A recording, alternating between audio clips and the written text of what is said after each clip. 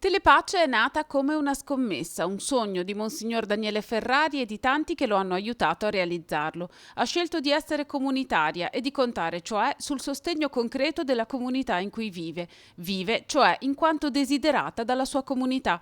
Lo ha ricordato Monsignor Tanasini celebrando l'Eucarestia per il 29° compleanno dell'emittente diocesana.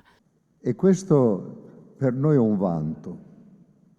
È un vanto perché vuol dire che non c'è la potenza economica alle spalle e quindi direi un condizionamento. C'è semplicemente un essere a disposizione.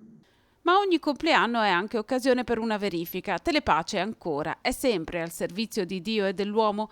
Lo è non solo e non tanto perché trasmette azioni legate alla vita della Chiesa, ma lo è perché ha scelto il bene. Vedere e scoprire il bene, senza mistificare la verità, senza rinunciare a guardare in faccia le cose, ma ad accorgersi che nel mondo c'è anche il bene qui nel nostro territorio. Il bene sottolineato e costruito, ha aggiunto Monsignor Tanasini, diventa anche servizio all'uomo, già solo per il fatto di radunare attraverso la sua comunicazione una grande varietà di presenze.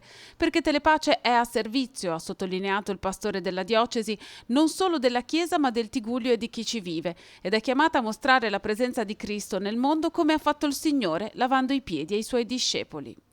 Ecco, Telepace vuole essere un po' quel catino, quello straccio di cui si cinge Gesù per farsi vedere. E allora a questo punto diventa davvero un servizio di Dio e dell'uomo.